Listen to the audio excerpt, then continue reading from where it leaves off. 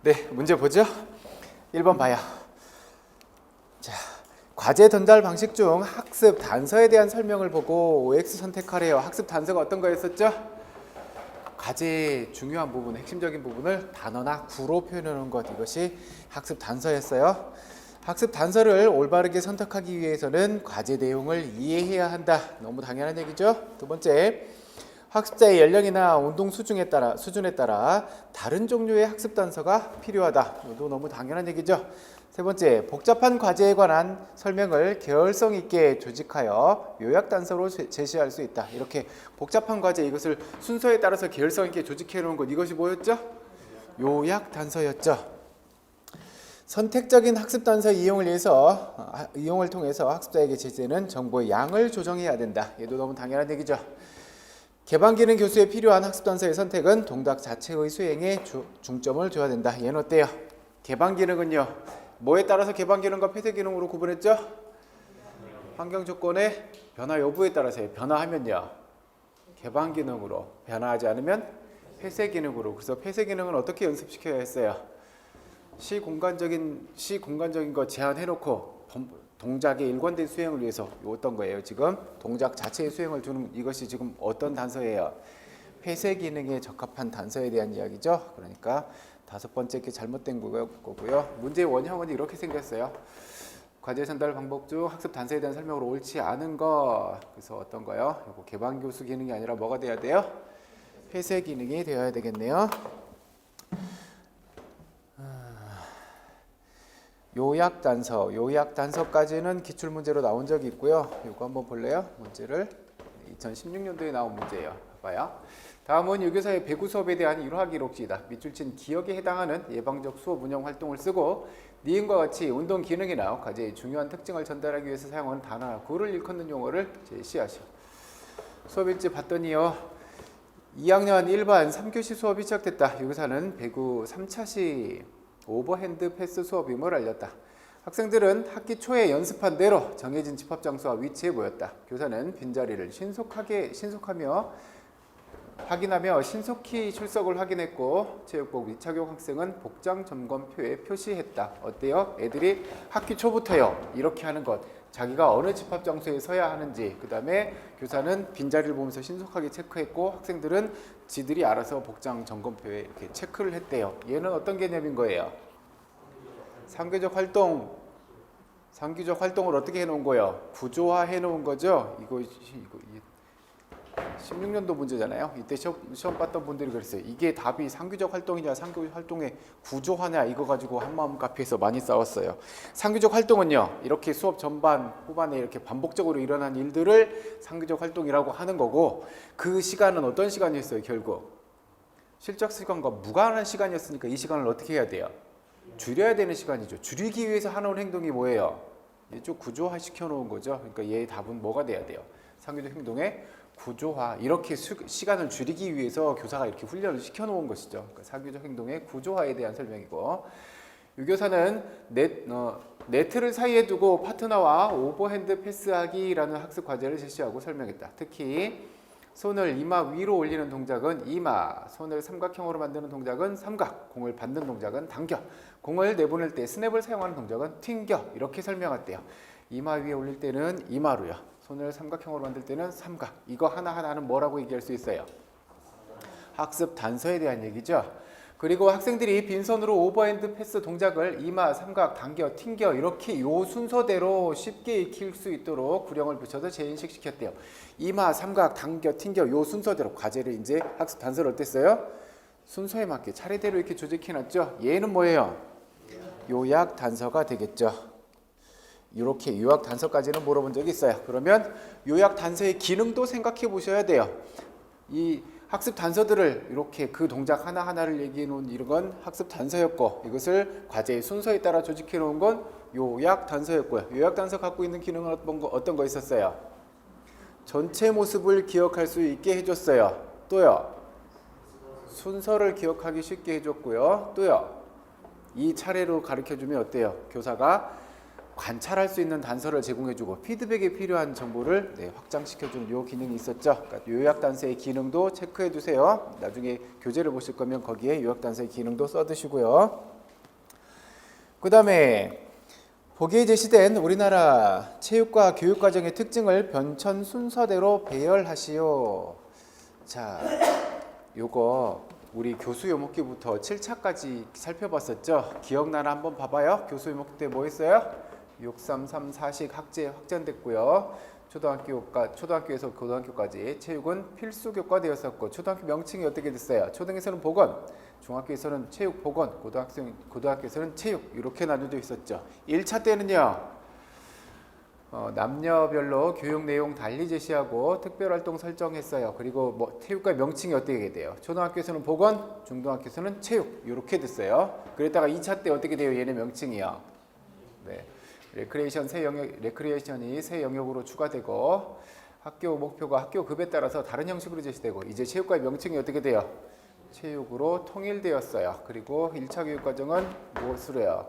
교과 중심 교육과정이었고, 2차는요 경험 중심, 3차는요 학문 중심. 그래서 남녀별로 이때도 교육 내용 달리 제시했고, 학문 중심 교육과정 특징인 나선형 교육과정 형태를 보여요. 순환운동과 질서운동이 체육교육과정에 새롭게 차지하기 시작했어요. 3차 때 특징이 이었어요. 순환운동과 질서운동 등장한 거예요. 4차는 인간중심 교육과정이고요. 움직임 교육과정 도입됐어요. 학교별 교과 목표, 학년 목표 이렇게 구분해서 제시했었고, 아까 몇 차 때 등장했죠? 순환운동과 질서운동이요. 3차 때 등장했죠. 4차 때 삭제되고 평생운동 및 평생 스포츠 및 야외 활동이 새롭게 등장했고, 5차 때는 통합교육과정 개발해요. 교육과정의 지역화를 시도했고, 교육 목표를 어떻게 나눴어요? 심동, 인지, 정의적 영역으로 나눠서 세 영역으로 나눠서, 그 다음에 중학교와 고등학교에 체력운동이 도입돼요. 이 체력운동 도입되는 건 다른 데서 살펴보면 조금 헷갈릴 수 있으니까 그렇게 체크해야 돼요. 5차 때 어디예요? 체력운동이 어디예요? 중고등학교예요. 중등학교에 체력운동 도입되고, 6차 때는요 이제 체육과의 성격이 추가되고 학생들의 체육 문제를 해결하기 위해서 초등학교예요. 6차에 초등학교가 체력운동이 신설됐어요. 아까 중등은 몇 차에 신설됐고요? 5차에서 중등이 먼저 신설되고 6차 때 초등이 신설되고 이렇게 보시면 돼요. 7차 때는요 국민공통기본교육과정 도입되었고, 그래서 1학년부터 10학년까지는 공통교육과정으로 국민공통교육과정으로 고2, 3은 11, 12학년은 선택중심 교육과정으로 나뉘었어요. 활동중심 교육과정, 교육 내용의 적정화, 성취기준 중심의 내용 제시. 얘가 제일 큰 특징이에요. 1학년부터 10학년까지는 국민공통기본교육과정, 11학년, 12학년, 고2, 3은 선택중심 교육과정 이렇게 나눠놨네요. 자, 문제 봅시다 이제. 자, 체육과 내용 영역이 세분화되었고, 초등학교와 중학교에 순환운동과 질서운동이 새로운 영역으로 도입됐대요. 순환운동, 질서운동 도입된 게 몇 차 있어요 아까? 네, 3차 때였죠.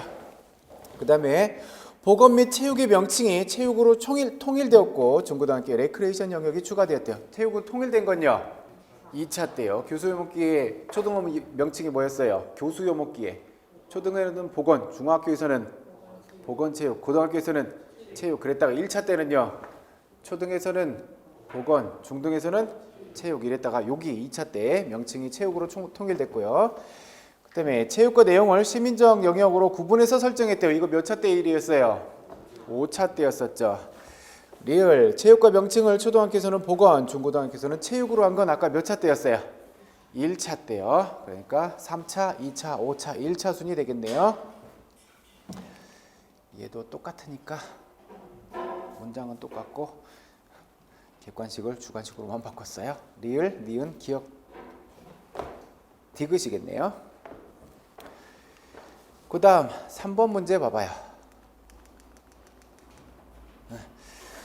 그림과 같은 수업 조직 방법에 대한 설명을 보고 OX를 선택하시오. 요 그림을 잘 봐두셔야 돼요. 보면 어때요? 여기 이게 이분이 교사죠. 교사 있고요. 여기는 학생들 있고요. 45분 30명 수업한대요. 아마 중학교 같아요. 여기는요 선택 이동 경로예요. 그래서 여기를 보면요 유형 A는 이렇게 스테이션 1로 가든지 스테이션 2로 가든지 스테이션 3으로 가든지 본인이 선택해서 가고요. 여기는요. 여기도 스테이션 1, 2, 3 나눠서 가는데 여기는 어때요? 과제 1, 2가 있고 여기는 과제 1만 있고요. 여기는요. 점선은 필수 이동 경로예요. 그리고 이렇게 두 개 있는 화살표는요. 분산이고요. 그래서 이쪽으로 나누거나 이쪽으로 나눠져요. 그리고 얘들은 어때요? 필수적으로 스테이션 1을 하면 이제 어디로 가야 돼요? 2, 3을 거쳐야 돼요. 그런데 과제가 어때요? 과제 안에 하나 있지요. 여기는요. 과제 안에 어때요? 과제들이 세 가지 있고 얘네들도 필수적으로 이렇게 이동해야 된대요. 봅시다. A, B 유형에서는 학습자가 과제의 종류와 수행 시간을 선택한다. 얘 어때요? 과제의 종류요. 선택하나요? 과제의 종류 선택해요? 자, 선생님들이 요것만 보고 선생님들이 한 가지 생각해 보셔야 할 게 여기 봐봐요. 과제 1, 과제 1, 과제 1 이렇게 있어요. 이 과제와 이 과제는 같은 과제일까요? 다른 과제일까요? 같은 과제죠. 다른 과제라면 아마 이렇게 써야 되지 않겠어요? 과제 A, 과제 B, 과제 C 이런 식으로요. 과제가 같은 거예요. 학생들이 과제 선택할 수 있어요, 없어요? 없어요. 저기로 가도 저기로 가도 같은 과제를 선택하고 있어요. 그러니까 어때요? 애들이 과제의 종류는요 선택할 수 없게 되겠죠. X. 그 다음에 C 유형에서는 과제마다 난이도를 다르게 제공하는 것이 중요하다. 여기 봐봐요. C 스테이션에 1 스테이션에 있던 아이들은 끝나고 나면 2 스테이션 거쳐서 3 스테이션 이렇게 순환해야 돼요. 이러한 과제는 과제의 난이도를 다르게 제공하는 것이 좋대요. 자, 난이도를 그냥 단순하게 난이도 1, 좀 더 어려운 난이도 2, 좀 더 어려운 난이도 3 이렇게 있다고 생각해 봅시다. 이렇게 되면요. 어떤 아이들은요. 여기서부터 시작하겠죠. 어떤 아이들은요. 여기서부터 시작할 거고요. 어떤 아이들은 여기서부터 시작하겠죠. 요 아이들 경우를 생각해 봐봐요. 낮은 난이도의 과제 했다가 그 다음 조금 더 높은 난이도 이렇게 과제를 진행하는 건 별 문제 안 되죠. 이 아이들 생각해 봐봐요. 자, 여러분들 이렇게 여기 가서 너희들은 3스테이션부터 시작해 가서 봤더니 어때요? 제일 어려운 과제 줘버리죠. 그래서 이렇게 하게 되면 어떤 문제가 나타나냐면 이렇게 표현하고 있어요. 원서예요.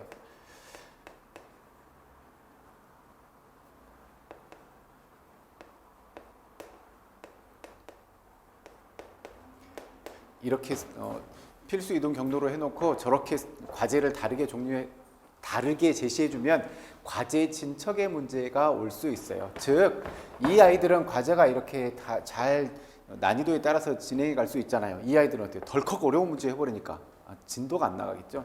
이런 문제가 올 수 있어요. 과제 진척의 문제에 봉착할 수 있어요.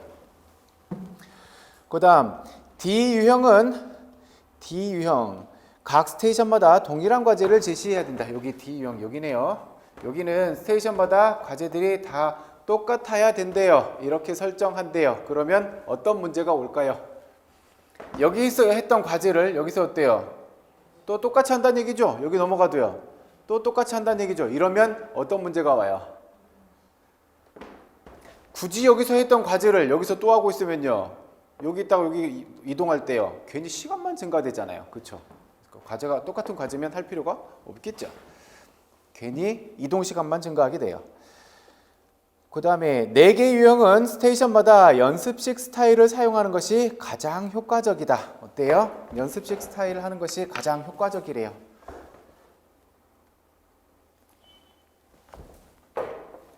연습식 스타일을 적용할 때는 학생에게 몇 가지 과제 활동 중 결정군 몇 가지가 학생에게 넘어갔는데요. 몇 가지요? 9가지. 9가지가 뭐뭐 있었어요? 복순이가요. 자진해서 인질 붙잡고 시위 중에 있다 그랬죠? 이렇게 있었어요. 얘는요. 복장과 외모. 수는요. 과제의 순서. 자는요. 자세. 지는요. 진행 흐름과 리듬. 이는요. 인터벌. 얘는 지는요. 진이래. 질은 질문. C는요. 시작 시간. 어떤 시간이요? 과제별 시작 시간. 위는요, 위치 또는 장소. 중은요, 중지 시간. 어떤 시간이요? 과제별 중지 시간. 이런 것들을 학생들이 9가지를 선택하게 되었었어요. 요 4개 유형 스테이션 다 이런 스테이지를 봤더니 연습형 스타일을 선택하는 게 가장 효과적이래요. 어때요?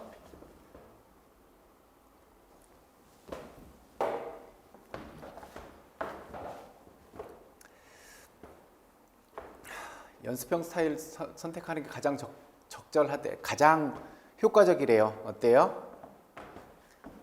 연습형 스타일 갖고 이야기하면요, 아까 우리 얘기를 생각해 보면 어때요? 여기는요, 선택 이동 경로죠. 여기로 가든지 저기로 가든지. 근데 여기는 어때요? 필수적으로 이렇게 가야 돼요. 여기 가지고 저기 가야 돼요. 그러면 연습형 갖고 얘기하기는 조금 무리가 있죠. 연습형에서는 이런 9가지를 학생들이 스스로 선택해서 한다라고 하는 개념도 있었고, 여기에서 한 가지만 더 얘기하면요, 과제의 종류는 학생이 선택할 수 있어요, 없어요? 없잖아요. 과제의 종류는 교사가 선정해줬죠. 그 과제를 가지고 학생들이 연습하는 거였지, 학생이 과제를 선택하는 개념은 여기에 포함되어 있지는 않잖아요. 이 9가지를 살펴보면. 그죠? 그 다음 4개 유형은 학생 수의 적정성, 시간 및 공간의 효율성에 초점을 둔 것이다. 어때요? 네, 그것 때문에 스테이션 수업하고 있는 거였었죠. 자, 한 가지만 더요. 스테이션 구성하는 4가지 방법 있었어요. 어떤 스테이션이요? 스테이션 4가지로 구성하는 거 있었죠. 자, 단일 스테이션에 단일 과제. 잠깐만, 과제도 우리 이렇게 표현했던가요? 스테이션인데 왜 T로 썼지? 단일 스테이션에 단일 과제. 그 다음에요, 단일 스테이션에 다과제. 스테이션 하면서 그랬어. 자, 그 다음 다 스테이션에 단일 과제, 다 스테이션에 다과제. 이렇게 나뉘었었죠. 얘 스테이션이 단일인지 다 스테이션인지는 뭘로 구분했어요? 스테이션의 환경이 다른지 같은지로 구분했고, 단일 과제인지 다 과제인지는요, 스테이션 안에 과제가 한 가지가 있는지 2가지 이상이 있는지 이렇게 구분해 놨어요. 그리고 스테이션의 유형도 잘 생각해 두세요. 그래서 방금 풀어봤던 3번은 답이 몇 번이 되는 거예요? OX를 선택하라고 그랬구나. 5번만 동그라미네요. 이 문제는 5번이 답일 거고요.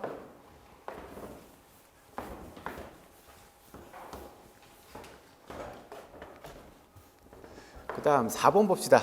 협동학습 모형을 적용한 교수학습 전략의 명칭을 쓰시오. 각 팀에서 1, 2, 3, 4등 점수를 받은 학생은 다른 팀의 같은 등수인 학생 점수와 비교한다. 이거 협동학습 모형의 어떤 전략이에요? TGT요. 팀원은 스스로 다른 팀원의 도움을 받으면서 과제를 연습하고 다른 팀원이 과제의 결과를 평가한다. 얘가 뭐예요? TAI요. 팀 보조 수업이고요. 각 팀원은 전문가 집단을 구성해서 학습 내용을 익히고 난 후 자신의 팀으로 돌아가 다른 팀원을 가르친다. 얘가 뭐예요? 직소였죠. 문제는 이랬어요. 협동학습 모형을 적용한 교수학습 전략으로 옳지 않은 것. 모든 팀에게 동일한 학습 과제와 연습 시간을 주고 팀 점수는 팀원의 개별 점수를 합하여 만든다. 얘가 뭐예요? STAD죠. 각 팀에서 1, 2, 3, 4등 점수를 받은 학생은 다른 팀의 같은 등수인 학생의 점수와 비교한다. 얘가요. 팀원은 스스로 또는 다른 팀원의 도움을 받으면서 좀 전에 봤었던 TAI고요. 전문가 집단 구성한 다음에 익히고 자기 팀으로 도망가? 얘는 뭐였어요? 네. 교사의 체계적인 계획과 지도에 의해서 학생들이 서로 짝을 이루어 역할을 교대하면서 상대방의 학습을 돕는다. 얘가 뭐예요? 모형으로 얘기하면 동료교수 모형이고, 스타일로 얘기하면요, 상호학습형 스타일이니까 얘가 잘못된 얘기네요.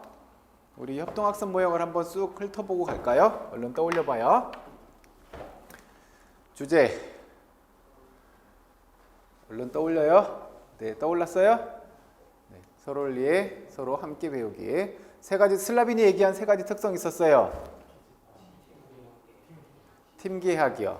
팀 보상, 개인의 책무성, 학습 성공에 대한 평등한 기회 제공. 그 다음에 엘린 힐케가 얘기한 네 가지 지도 목표 있었어요.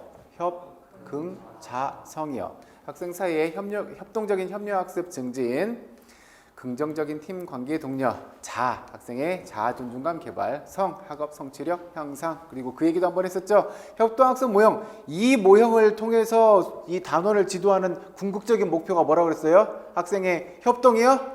아니요, 여기 있다고 그랬어요. 성취력 향상시키기 위해서 이 모형을 활용하는 것이지 학생끼리 협동하라고 이 모형을 사용하는 건 아니라 그랬어요. 그 다음 존슨과 홀로백이 얘기한 5가지 기본 요소 있었죠. 팀, 일, 개, 대, 반이요. 팀원 간의 긍정적인 상호 의존, 1대1의 발전적인 상호작용, 개인의 책무성, 대인관계와 소집단 인간관계 기술, 팀, 반성. 그 다음에 쿠서가 얘기한 모형 자체의 본질과 독특성을 제공하는 6개의 절차적 요인이 있었어요. 사, 격, 의, 팀이 있었어요. 개인의 책무성, 사회성 발달에 대한 외지적 관심, 격려자로서의 교사, 의도적인 팀 구성. 의도적인 팀은 어떻게 구성한다 그랬어요? 집단 간에는 동질적으로, 집단 내에는 이질적으로. 팀 상호작용의 연속성, 팀원들 간의 상호 의존 관계. 학습 영역 간 우선순위요. 이거 2개로 나뉘었었죠. 심동적 영역이 우선인지 인지적 영역이 우선인지에 따라서 나뉘었었죠. 심동적 영역이 우선인 경우에는요. 1순위는 심동, 정의, 그 다음에 3순위가 인지. 심동적 영역이면요. 인지적 영역이면요.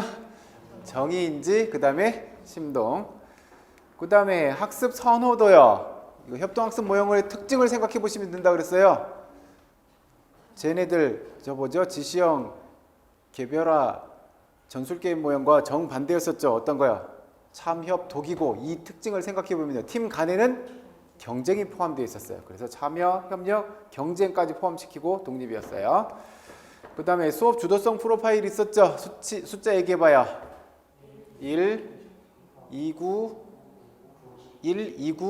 9, 50, 100 이렇게 있었어요. 혹시 저랑 지금 기출에서 처음 만나는 선생님이 계시면 이게 뭔 짓이지?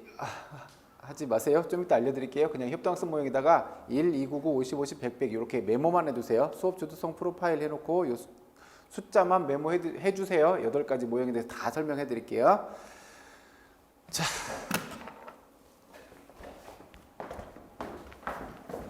얘가 뭐예요?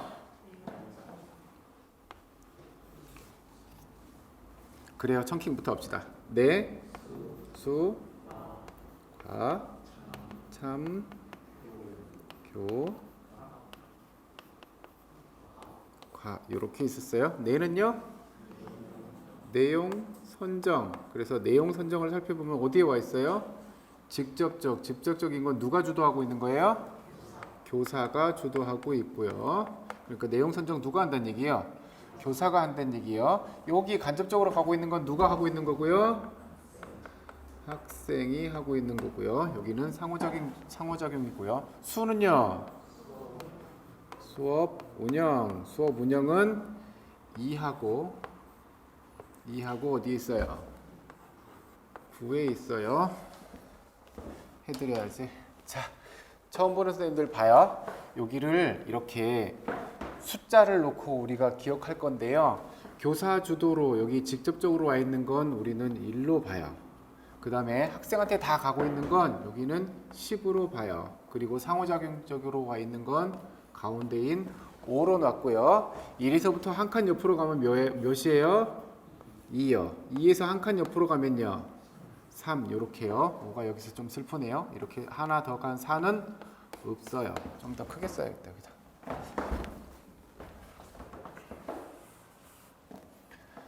한 칸 옆으로 가면 2, 한 칸 더 옆으로 가면 3, 4는 없다 그랬어요. 5에서 한 칸 옆으로 가면 여기가 이렇게 5가 될 거고, 한 칸 옆으로 가면요 6, 한 칸 더 옆으로 가면 7, 요렇게 10에서 한 칸 이쪽으로 오면요 5야 9, 8은 나타나지 않아요. 4고 8은 없어요. 우리 이렇게 숫자를 놓고 기억할 거예요. 이렇게 기억해야 될 이유는요, 이렇게 빗금을 치세요 하는 기출문제가 나온 적도 있었고요. 그렇게 요구하지 않더라도 어떤 측면에서 물어보는지에 따라서 이걸 외워버리면 우리가 답 쓰는데 문제가 안 된다 그랬어요. 그래서 숫자를 외우고 끝날 게 아니라 그 숫자가 의미하는 게 뭔지를 생각해 보라고 했어요. 수업 운영이 어떻게 돼 있어요? 이 9에 가 있어요. 이거 지금 무슨 모형이에요? 협동학습 모형이죠? 그러면 2에 와 있을 때는, 여기 A에 와 있을 때는 어떤 의미일까요? 교사가 학생들끼리 수업 운영, 이제 이런 것들을 준비하고 이렇게 교사가 준비해 가는 거. 그 다음에 여기 9에 와 있는 거는요, 지들끼리 해결해 가는 과정이겠죠? 팀원들끼리. 그러니까 저거는 9에 가 있을 거고, 과는요, 과제 제시 어떻게 돼 있어요? 9에 가 있죠? 누가 한다는 얘기예요? 지들끼리 모여서 한다는 얘기예요. 얘는요, 참여 형태 어디 와 있어요? 여기. 이렇게 와 있는 건 교사와 학생이 같이, 저쪽에 있는 거는요 지들끼리. 여기는요 교수적 상호작용도 어디 있어요? 5하고 10에 가 있죠. 이거 얘기해야 되는구나. 얘는 가운데 있으니까 5, 끝에 있으니까 10. 그래서 우리 여기를 참여 형태를 뭐라고 기억하고 있어요? 50 이렇게 기억해요. 2하고 9에 있으니까 뭘로요? 2, 9로요. 여기는 9에 있고요. 상호작용도 어디에 있어요? 똑같죠? 50에 있고요. 얘 학은 뭐예요? 학습 진도. A에 와 있을 때는요, 교사가 진도를 이렇게 주도해 가는 것은 A의 형태고, B로 가면요 학생들끼리, 지들끼리, 팀원들끼리 이렇게 주도해 가고 있으면 B의 모습이 될 거고요. 1에 있고 10에도 있어요. 그래서 이 숫자를 뭘로 했어요? 100으로 했어요. 마지막 거는요, 과제 전개도 어디에 있어요? 교사가 넘겨주거나 지들끼리 넘기거나. 그래서 이렇게 숫자를 놓고 외우시면 이 모형에서 각각의 수업 주도성 프로파일에 해당하는 이 내용들을 우리가 얘 하나만 살펴봐도 이 수업의 모습이 그려지죠. 그래서 이게 몇 년도 문제였더라? 예전에 답지체 제출해야 될 때 그때 문제에 이렇게 빈칸 놔두고 여기다 빗금 쳐서 이렇게 제출하세요 하는 시험 문제가 나왔었고, 요즘에는 빗금 치라고 하는 문제는 안 나올 테지만 이렇게 나올 수는 있어요. 예를 들어서 여기 1, 2, 3, 4, 5 해놓고 얘가 어디에 있는지를 뭐 번호를 써라 이런 식으로 물어볼 수도 있고, 그렇지 않더라도 요즘에 시험 문제는 어때요? 과제 제시 측면에서 어떤 특징을 서술해라. 그럼 어떻게 하면 돼요? 우리가 과제 제시 봤더니 어디 있어? 9에 가 있네? 그러면 우리가 9에 와 있다는 의미를 이제 풀어 써주면 되겠죠? 누가 주도해 가고 있어요? 학생에 의해서 과제가 이렇게 제시되는구나. 이렇게 체크해 보면 돼요. 그 시험 문제를, 그 이후의 기출 문제도 보면 이런 측면에서 물어봤으니까 단지 숫자를 외우는 걸로 끝내면 안 돼요. 그리고 수업 주도성 프로파일 얘들은 어때요? 차례대로 외우세요. 차례대로. 그래서 청킹을 내수, 과참, 교학과 이렇게 봐두시고, 과제가 2번 나와요. 여기에서도 과제 나오고 여기에서도 과제 나와요. 하나는 제시고 하나는 전개예요. 먼저 제시하고 그 다음에 전개한다고 생각하시면 돼요. 그러면 이거 과제 안 헷갈리실 거예요. 이 순서대로 외우셔야 8가지 모형을 놓고 이 숫자 8개만 외우고 계시면 해결할 수 있는 부분들이 너무 많아져요. 그래서 그냥 수치를 집어넣고 외운 거예요. 헐, 안 해왔는 줄 알았더니 해왔네. 저 상호작용은 교수적 상호작용 혹은 그냥 상호작용으로 쓰셔도 되고요. 그 다음 5번 문제 봅시다. 모스턴의 체육 수업 스타일에 대한 설명을 보고 한번 살펴봅시다. 이렇게요. 자, 이걸 보면 뭐 떠올라요, 선생님들? 의사결정자, 스펙트럼, 교수사건, 발달효과. 6가지 전제 기억나지 않아요? 첫 번째 전제가 뭐였어요? 대전제. 대전제가 뭐예요? 교수는 연속되는 의사결정의 과정이다. 이게 대전제였고, 그 다음에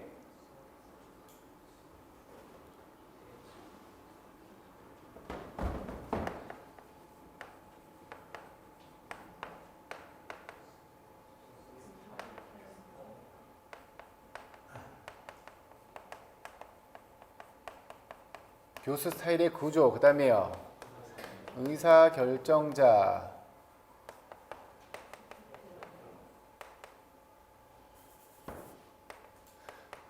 야.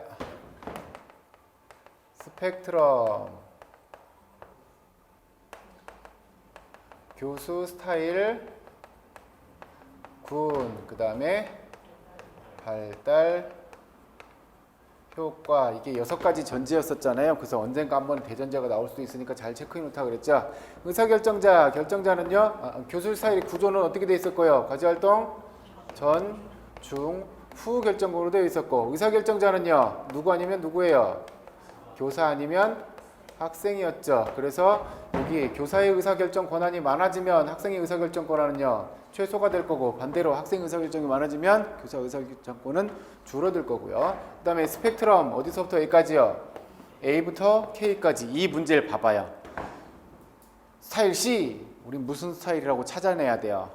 상호학습형이구나. 그래서 얘를 순서대로 우리가 기억해야 할 필요가 있다 그랬죠. 그래서 우리는 어떻게 기억하고 있었어요? A 스타일은요 지시형, B 스타일은요 연습형, C는요 상호학습형, D는요 자기점검형, E는요 포괄형, F는요 유도발견형, G는요 수련발견형, H는 확산생산형, 확산발견형, 여기는요 자기설계형, 여기는요 학생 혹은 자기주도형, 여기는 자기학습형. 이렇게 구분했었죠. 이게 스펙트럼이었고, 교수 스타일 구는요 뭘 기준으로요?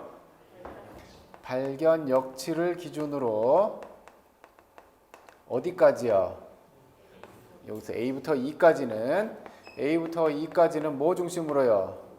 모방을 강조하고 있었고, F부터 K까지는요 창조를 중심으로 하는 스타일 군으로 이렇게 묶여져 있었죠. 발달 효과는 신체적, 사회적, 정서적, 인지적, 도덕적 발달 경로에 영향을 미쳤고, 각 모형마다 어때요? 독특한 유형을 띠고 있었죠. 이게 6가지 전제에 대한 이야기였었고, 봅시다. 첫 번째, 스펙트럼 수업 틀을 개발하고 활용하는 이유 4가지 있었어요. 뭐뭐 있었어요? 개, 학, 복, 통이요. 개는 개인 스타일의 필요성, 학생 집단의 다양성, 복합적인 교육 목표, 통합적인 수업 구조의 필요성. 요 4가지를 반드시 체크해 두셔야 돼요. 여기 봐봐요. 시험 문제를 한번 나왔잖아요. 그래서 그 이유 중 하나가 복합적인 교육 목표 때문이다. 그래요? 네, 옳은 얘기고요. A부터 E 스타일 군에서 가변적인 학습 주제, 개념, 원리, 지식이 주제로 선정될 수 있다. A부터 E까지는 뭐 강조하고 있어요? 모방을 강조하고 있어요. 모방을 강조하고 있다는 이야기는 학생이 성취해야 할 모습을 교사가 보여준다는 얘기예요? 안 보여준다는 얘기죠? 보여준다는 얘기죠. 여러분들은 이 모습을 보이는 게 오늘의 학습 목표를 도달한 모습이에요 하고 이렇게 딱 정해놔야 돼요. 그런데 뭐라고 얘기하고 있어요? 가변적인 학습 주제래요. 얘가 변해버리면 돼요? 안 돼요? 안 돼요. 얘가 어떻게 됐어요? 이 가변적인 요 부분이 잘못된 문장이에요. 그 다음에 F 스타일에 적합하게 적용될 수 있는 체육 분야의 주제는 움직임의 과학적 원리대. F 스타일이 뭐예요? 유도 발견형이죠. 유도 발견형의 특징은 어떤 거였어요? 교사가 미리 치밀하게 계획된 논리적이고 계열적인 질문을 통해서 학생들이 미리 정해진 답에 도착해 가도록 교사가 유도해 가는 거였었죠. 그래서 여기에 적합한 학습 주제들이 어떤 거라 그랬어요? 여기 이야기하고 있는 것처럼 움직임의 과학적 원리라든지 법칙이라든지 이런 것들이 돼야 된다고 그랬죠. 학생들이 이미 알고 있는 거예요? 모르고 있는 거예요? 모르고 있는 것이어야 이것이 발견이 된다고 그랬죠. 그리고 교사가 이 미리 준비한 이런 질문들은 어떤 질문이어야 하고요? 답이 정해져 있는 아니면 오픈된이요? 정해져 있는 질문들이어야 할 거고요. 그래서 얘도 3번도 옳은 얘기네요. 그 다음 G 스타일에서 학습자는 특정 문제에 대한 다양한 설계, 해답, 반응을 발견하는 역할을 한다. 다양한 답을 찾아내도록 하는 건 어떤 스타일이에요? 확산 발견형이요. 확산 발견형이 무슨 스타일이에요? H죠. 그러니까 여기서 G라고 얘기했으니까 이것도요. 잘못된 부분이죠. A에서 J 스타일군에서 학습자는 신체적, 사회적, 인지적, 도덕적 발달의 경로에서 동일하게 영향을 받는다. 어때요? 어떤 스타일을 적용해도 이렇게 다 똑같이 영향받는데요. 그래요? 아니요. 각 스타일에서 굉장히 독특한 모습들이 보였었잖아요. 그죠? 그러니까 5번도 잘못된 얘기고요. 우리가 이 문제를 보면서 체크해 봐야 될 건, 자, 아까 여기 발달 효과 부분에서도요. 어떻게 해요? 독특한 그 스타일에서 독특한 모습을 보였었고, 이 스타일 얘들을요. 이 명칭이 아니라 요 알파벳으로도 체크해 봐야 할 필요가 있었어요. 그러니까 순서대로 저것도 외워놓는 게 편하다 그랬어요. 그 다음 첫 번째 나와 있었던 수업 스펙트럼 틀 필요성에 대한 4가지 얘도 체크해 두셔야 되고요. 똑같으니까 넘어갈게요. 틀었을 뿐이지 답 찾는 건 똑같아요.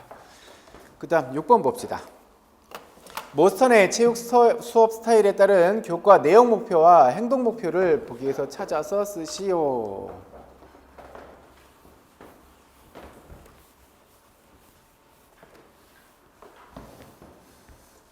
우리 지난번에 그거 봤었는데요. 얘 기억나요? 5는 뭐였어요? 목표였었죠? 얘는요. 교사의 가르침이었었고 얘는요. 학생. 그 다음에 얘가 뭐였어요?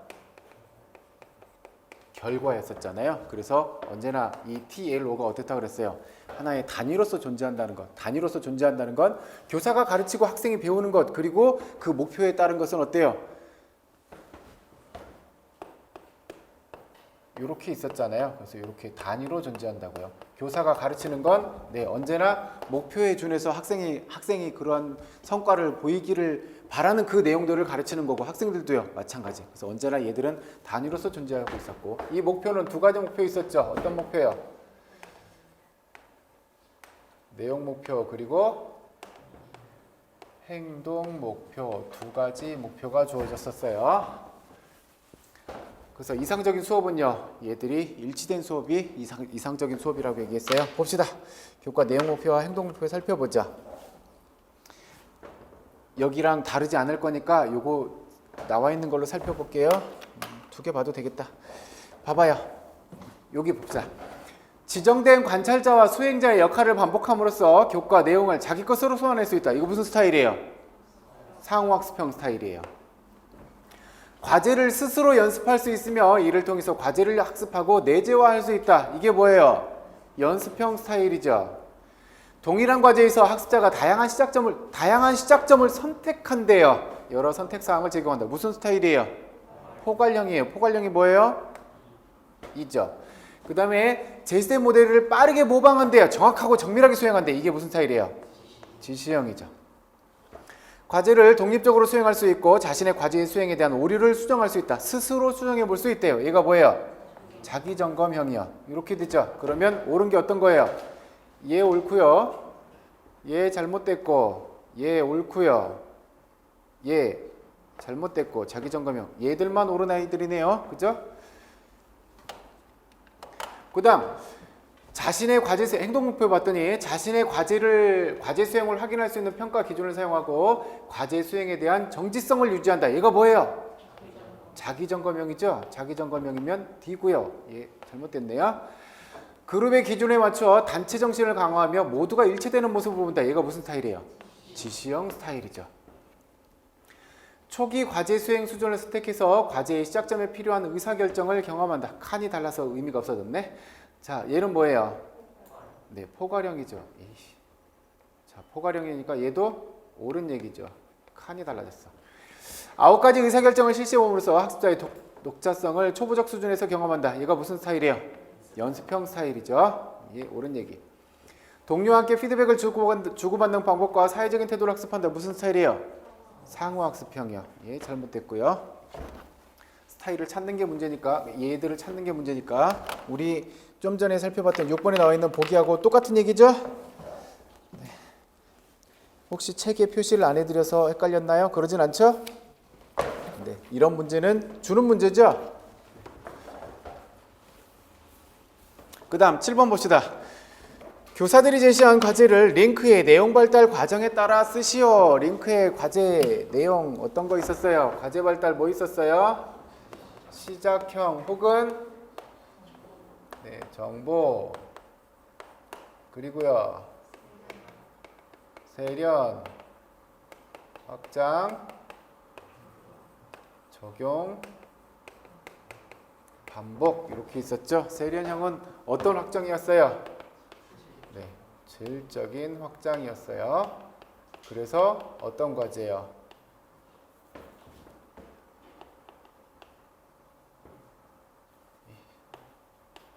세련된 폼을 요구하는 거였었죠. 확장형은요 양적 확장이었어요. 그래서 좀 더 덕이라니 복잡하고 어려운 과제. 적용형은요 두 가지 유형으로 구분된다 그랬죠. 하나는요 경기에 사용할 수 있는지, 또 하나는요 그동안 연습해온 것을 평가해보는 두 가지 유형으로 보인다 그랬죠. 그래서 이렇게 가도 적용형이라고 찾으셔야 되고 이렇게 가도 적용형으로 찾으셔야 돼요. 반복형이야. 이제 계속 반복하는 거니까. 봅시다. 살펴봅시다. 김교사, 그동안 연습한 체스트 패스, 바운드 패스, 훅 패스를 경기에서 사용해보재요. 이거 뭐예요? 적용이죠. 경기에서 사용해보자고 했으니까 적용형 과제. 각자 점프슛 연습을 5회 실시한 후에 2인 1조가 되어 친구가 패스한 공을 받아서 점프슛을 해보자. 이게 그냥 연습하는 게 아니라 친구가 패스해준 거 그거 받아서 슛해보래요. 이거 무슨 과제예요? 네, 확장형이야. 좀 더 복잡하고 어려워졌죠? 영철아, 지금 시도한 바운드 패스에서 손목과 손가락 스냅의 신경을 좀 더 쓰래요. 뭐예요? 좀 더 세련된 폼 요구하고 있죠? 무슨 과제예요? 세련형 과제예요. 이렇게 찾아놓으면 뭐 답 찾는 거는 문제 안 될 거니까 답 체크는 안 하고 넘어갈게요. 그냥. 그 다음 8번 봅시다.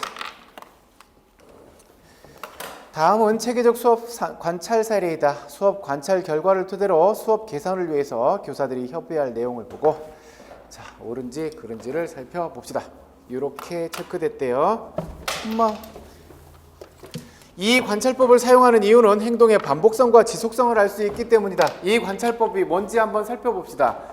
발생 빈도를 이렇게 누가 기록해놨네요. 이거 무슨 방법이에요? 사건 기록법이죠. 사건 기록법. 자, 이렇게 사건 기록법을 해놓으면요, 반복의 행동의 반복성 체크해 볼 수 있어요? 네, 지속성은요. 지속성까지 알아보려면 뭐 필요해요? 지속시간 기록법 사용해야 되겠죠. 그러니까 1번은 어때요? 잘못된 얘기네요. 반복성만 살펴볼 수 있어요. 그 다음에 다음에는 공에서 눈을 떼지 말고 폴로스로 해라와 같은 피드백 제공을 늘려야 된다. 다음에는 어떻게? 눈을 떼지 말고 폴로스로 하래요. 이거 무슨 피드백이에요?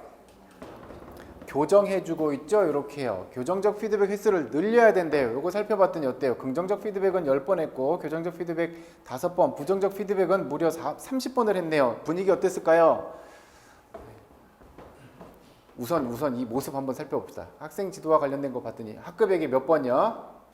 40번, 집단에게 7번, 개인에게는 10번. 사회적 행동을 봤더니 칭찬은 5번 하고 제지는 30번 했대요. 수업 분위기 어땠을까요? 아마도 살벌했겠네요. 그죠? 자, 다음에 눈 떼지 말고 이렇게 해 라고 하는 피드백을 제공을 늘려야 된대요. 뭐는 줄여야 되고요. 부정적 피드백은 좀 줄여야 될 거고 교정해 주는 걸 좀 더 늘려야 되겠죠. 그러니까 두 번째 건 어때요? 옳은 얘기네요. 사회적 행동에 대한 칭찬 빈도를 늘릴 필요가 있다. 그래요? 네, 칭찬 5번밖에 없고 제지가 너무 많아요. 그러니까 칭찬 빈도 늘려야 할 필요가 있다. 3번도 옳은 얘기겠네요. 그런 형편없는 서울을 넣다니 이거 무슨 피드백이에요? 부정적 피드백이죠. 이 제공 횟수는 어때야 돼요? 좀 줄여야 되겠네요. 그죠? 그러니까 4번도 옳은 얘기고요. 사회적 행동 제지 시에는 관대해야 된다. 사회적 행동 제지할 때 어떻게 해야 돼요? 네, 엄격하게 해야 되겠죠. 사회적 행동과 관련된 거는 지금 교사가 어떤 행동을 하고 있는 거예요?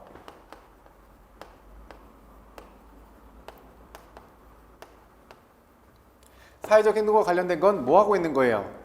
운영행동 하고 있는 거잖아요. 운영행동을 하고 있는 건 결국 뭐 하고 있는 거예요? 까먹고 있어요? 안 까먹고 있어요? 까먹고 있잖아요. 그러니까 이 시간도 어떻게 해야 돼요? 줄어들어야 되죠. 그런데 애가 이렇게 뭐 이동 시간이 늘어나고 있다든가 지들끼리 장난치고 있다든가 이럴 때 교사가 나는 관대하다 이러면서 하고 있으면요 효과가 없을 거잖아요. 그럼 다음에 또 해야 되잖아. 그럼 결국 어떻게 돼요? 시간이 늘어나 버리게 되잖아요. 그러니까 사회적 행동과 관련한 거 이거 필요할 때는 어떻게 해야 된다 그랬어요? 네, 엄격하게 해줘야 돼요. 잘못된 건 1번과 5번이 잘못된 부분이네요.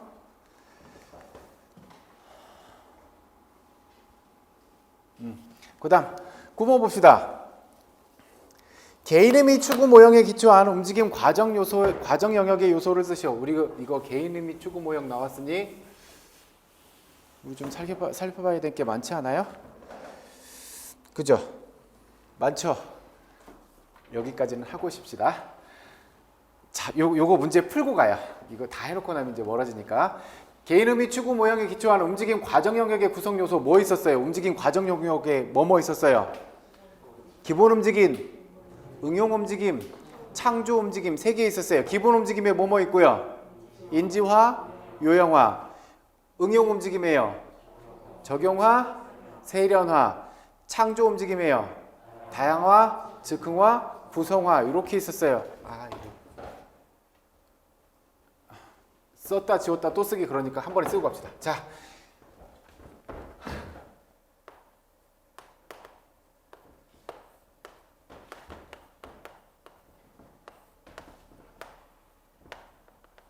다 쓸래. 어쩔 수 없어. 써야 돼. 먼저 뭐 있었어요? 교과 내용이 있었고요. 그 다음에요. 학생. 그리고요. 사회 요것들이 있었어요. 교과 내용에서는 뭐 강조해요? 스포츠, 건강 관련 체력, 인간 움직임이요. 학습자에서는요. 발달 단계적 접근, 주체적 성장, 개인적 의미. 사회에서는요. 기존 사회를 위한 준비, 평등한 기회를 얻기 위한 사회 변화, 사회제도의 혁신적 변화 얘들이 했었죠. 다 쓸래요. 선생님들 머릿속에 지금 하나씩 다 떠올려 보셔야 돼요. 인간 움직임 요것들을 강조하고 있었고요. 다른 발달 단계적 접근, 주체적 성장, 그리고 개인적 의미 이네들을 강조했어요. 기존 사회를 위한 준비,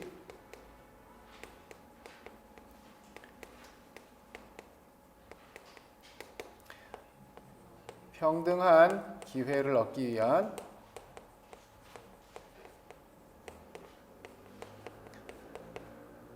사회 변화, 사회제도의 혁신적 변화.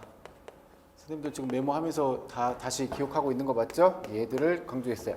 교과 내용을 강조하는 사조는 어떤 사조 있었어요? 내용 숙달 중심 사조.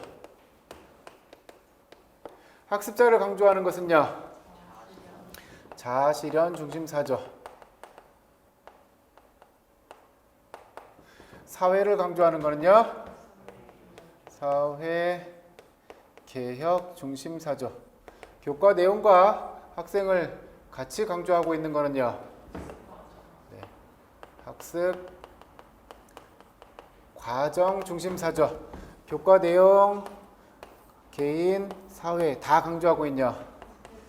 생태 통합 중심 사조. 내용 숙달 중심 사조를 강조하고 있는 이 모형은 어떤 모형이 있었어요? 네. 체력 교육 모형 그리고요. 스포츠 교육 모형이 있었죠.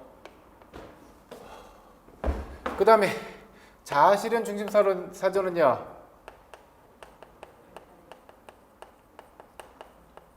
발달 단계의 모형 있었고요. 사회개혁 중심사조는 나타나지 않았어요. 생태통합 중심사조에서는요. 개인의미 모형이 있었어요. 자, 내용수사 중심사조와 학습과정 중심사조 같이 강조하고 있는 거는요. 움직임, 분석 모형이었었죠. 다른 모형은 놔두고 지금 여기 개인의 모형 나왔으니까 이거 봅시다. 개념틀이 어떤 거였어요? 목표 과정 개념틀이었었죠.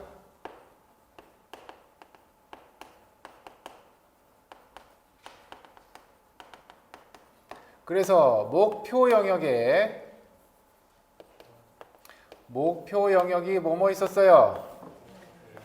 개, 환, 사 있었어요. 개는요, 개인적 발달, 환은요, 환경 극복, 사는요, 사회적 상호작용. 그래서 개인적 발달이 뭐뭐 있었어요? 생리적 효율성, 심리적 안정성. 환경 극복에는요, 공간지각, 물체 조작. 사회적 상호작용은요, 의사소통,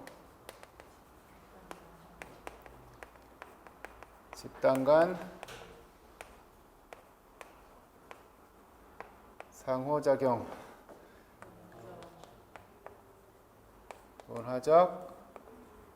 문화적 참여 맞죠? 그 다음에 과정 영역에 뭐 있었어요?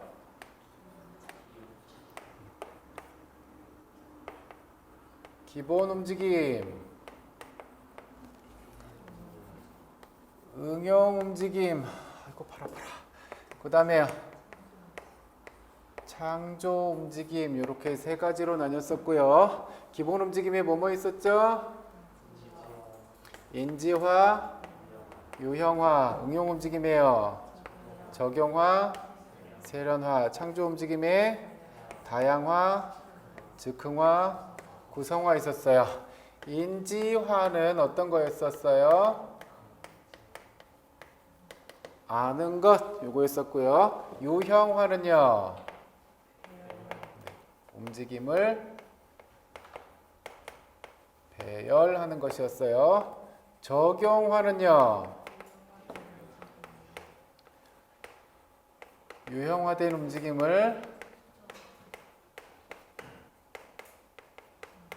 변형해서 적용하는 거였고, 세련화는요,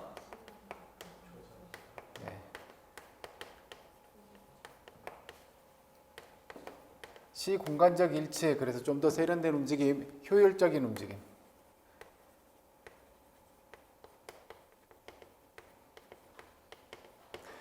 다양화는요, 독특한.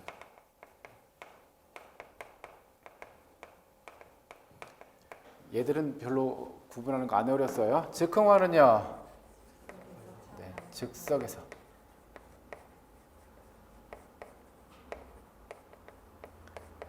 구성화는요, 새로운 움직임.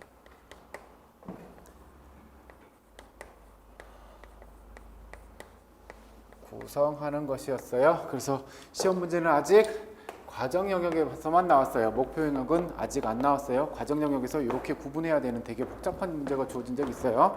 요거 다 기억하고 있죠? 자, 봅시다. 움직임 기술을 성취하기 위해서 신체 부위를 연속적이면서 조화로운 방식으로 사용하고 배열하는 거래요.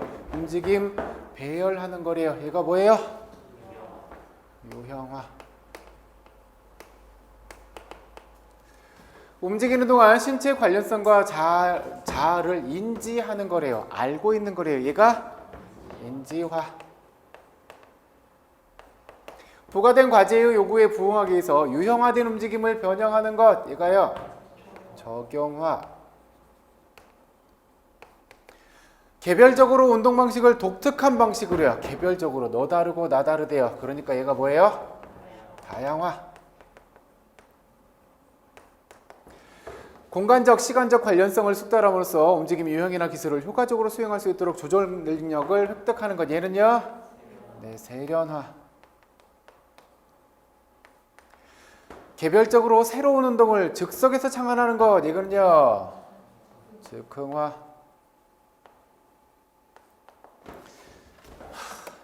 다 풀었네요.